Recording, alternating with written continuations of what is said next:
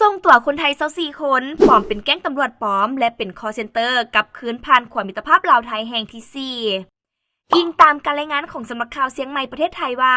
ในวันที่ 30 มิถุนายน 2026ทางการแขวงบ่อแก้วสาธารณรัฐประชาธิปไตยประชาชนลาวได้ส่งมอบตัวคนไทยจำนวน24คนซึ่งพัวพันกับแก๊งตำรวจปลอมและเครือข่ายแก๊งคอลเซ็นเตอร์กับคืนให้แก่ทางการไทยที่บริเวณด่านขวามิตรภาพลาวไทยแห่งที่ 4เสียงของหาห้วยทราย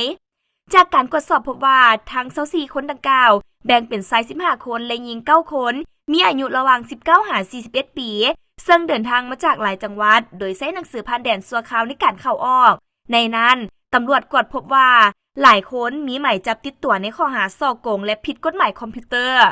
พร้อมเดียวกันนี้ทางการลาวยังได้มอบทรัพย์สินของกลางที่ยึดได้เช่นโทรศัพท์มือถือ11หน่วยคอมพิวเตอร์โน้ตบุ๊ก4หน่วยและหนังสือเดินทางเซ้าหัวให้แก่เจ้าหน้าที่ฝ่ายไทยเพื่อนำไปประกอบสำนวนคดีปัจจุบันทางเจ้าหน้าที่ตำรวจไซเบอร์ของไทยพร้อมเล็งสืบสวนขยายผลหาความเชื่อมโยงกับเครือข่ายอาชญากรรมข้ามชาติและเล็งคัดแยกบุคคลที่อาจตกเป็นเหยื่อการค้ามนุษย์เพื่อให้การช่วยเหลือตามขั้นตอนของกฎหมายต่อไป